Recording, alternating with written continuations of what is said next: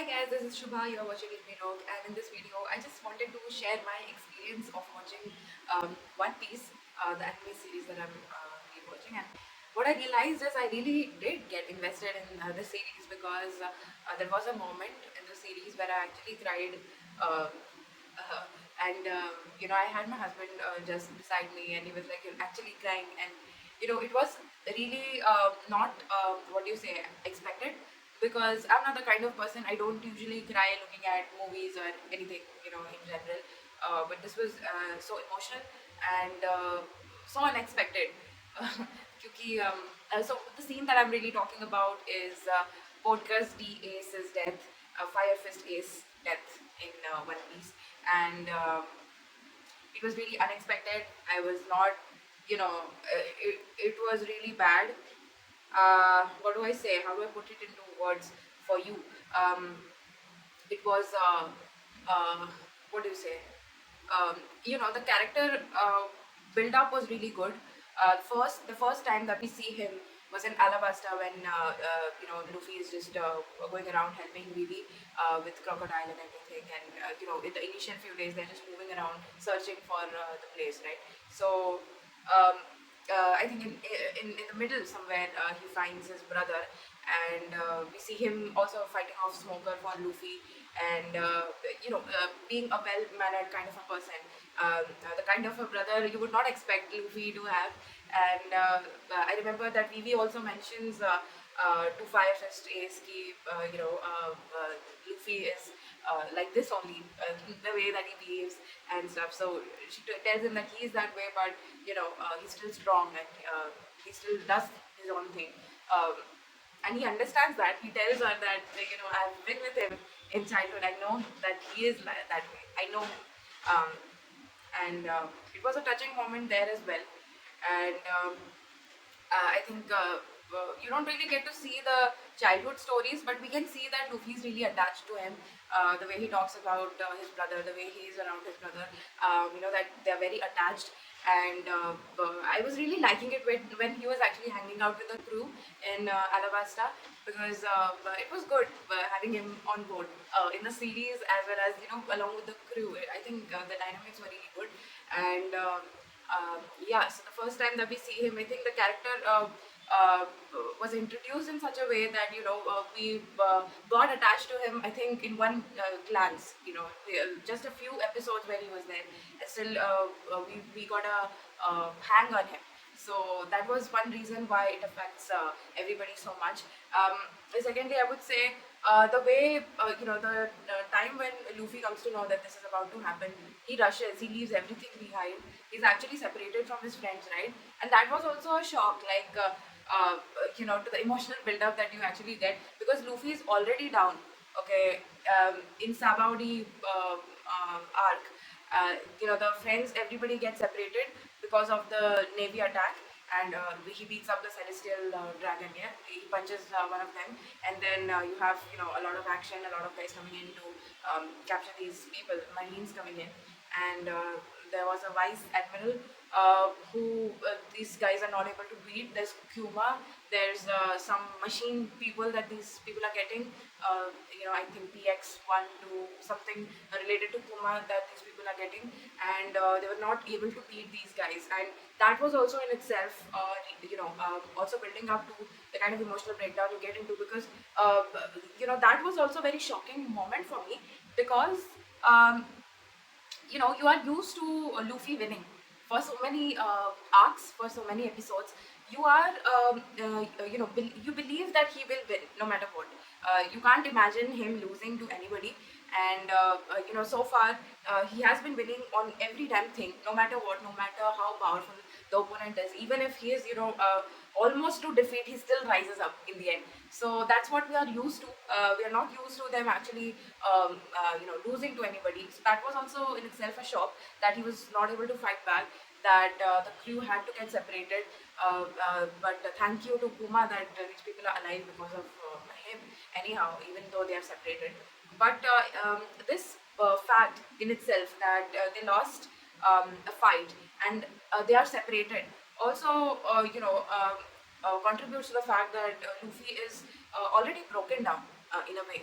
And after that, he finds out that his brother is about to be executed, and still he rushes to him. He leaves all this behind. He's like, we'll look at all of this later. Let me just go and save my brother. That's the first thing he has. And I think, this is something we lack in today's day and age. We forget our relationships. It's so important, and it's so good. That character is so good. Anyhow, so he leaves everything, and he rushes to his brother, and he goes to Impel Down, right? And there also he has so many obstacles, so many things happening, so many things going around. He sneaks in with the help of Boa Hancock. That's one thing that he does, and he turns the place upside down for his brother. And I also remember when he's just about to reach the place, but then he's transferring. Ace is transferring to another place, to Marineford. Yeah, they are taking him there. And I also remember when Ace is, he comes to know that Luffy has arrived, and he has just, he's reaching. He fights back. I remember that scene. He's being transferred. He's being taken, and he has chains around his hands, and he's still fighting. That my brother is here. I have to fight back. That was so good on his part. It was what do you say? It was so brave on his part. But anyhow, he's not able to really fight back, and they anyway take him there. And so the fact that this was for nothing, I was really hoping that he could save Ace in Impel Down itself, but definitely that was not the story, that was not the plan. So anyhow, he does not save his brother over there. But that is also a moment where you get you're like, yaar ye kya ho gaya, what is this, why he was not able to save him in time. So that is also a thing that that kind of an emotion that comes into you. And then he does so much to get out of there. Udhar bhi, there's a lot of things happening with Luffy. He's poisoned. He gets back. Multiple things are happening with him there itself. And then he somehow, so many, people getting involved. That was also crazy. That so many, villains that he fought before Crocodile. Mr. Three, Mr. Two. Oh my God, that was so. I don't know. It was another level of a story. And so after that, they somehow managed to go to Marineford. Yeah, and there, uh, when they reach Marineford, the main thing I think why you break down looking at all of this is because at a point in time I thought that all the spoilers that I got are fake, must be fake, because anyway he had got to him and he removed his chains and they were actually running back. I thought that all this must be fake. I was praying that please go safely, but that was not that was in mind for the writer. And yeah, so at a point in time I was so happy looking at the fight sequence of both of these brothers. It was great. It was amazing. And throughout the Marineford arc as well, I loved their connection there as well. That Luffy is just, in spite of so many obstacles in front of him, in spite of seeing so many powerful people that he might, not be able to fight off, still he was able to manage to get to his brother with the help of other people. And that was something that was admirable. And even after all of this, so many things going around, so many efforts being put in. After that, even like I said, he got the chains removed. He's got his brother along with him. They are about to just leave, and at that point of time, something happens, and that wise admiral with the lava thing got his fist into Ace, and that was the worst thing, man. That was like it was the worst thing that happened uh, in this all of this chaos, because it felt like it was for nothing, right? So many people coming in, even Whitebeard. I felt like he died for what, man? He came to rescue his crew member, and he was like, you are young, you need to live, you have fire, you are Fire Fist Ace, you have fire, you can do a lot of things. Please go away from here. I will handle everything. This was his thing, and it was great thinking in his place. And I felt like really Ace should have listened to him and just run away. Not I think if he would have not heard what that wise admiral had to say about Whitebeard and fought back, I think he would have lived. I think I don't know what I think. I just, and after that, the kind of sequence they have with Luffy and Ace, that Luffy's hugging Ace and all of the things that they say. Um, that got me really teary eyed. Even now thinking about it, it's making me teary eyed because uh, it has, like I told you, like I summarized everything for you, it has a lot of build-ups. Like what happened in Sabaudi, he's already down with a battle. Okay, he's already separated from his friends, he's already in shock. Okay, after that, somehow he lands up in Amazon Lily, he's somehow recovering, he's somehow um, uh, what do you say, he's somehow uh, gotten better. He's going back to his friends, but he finds out that his brother is being executed. So he runs there. He goes to Impel Down. He fails. He goes to Marineford, almost rescues his brother, and he fails. So it's really what do you say? It's traumatic, and the way Luffy cries is, oh my god. I think the voice actor of whoever has done it for him is amazing. The emotions came out really well, and it felt really realistic कि सच में हो रहा है मेरे सामने, ऐसा कुछ मुझे ऐसा लग रहा था.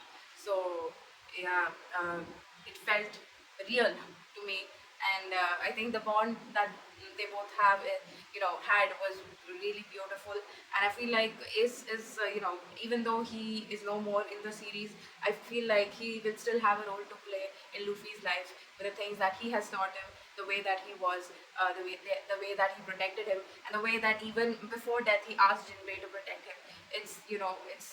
So touching. It's a really touching story, and yeah, that is what made me cry.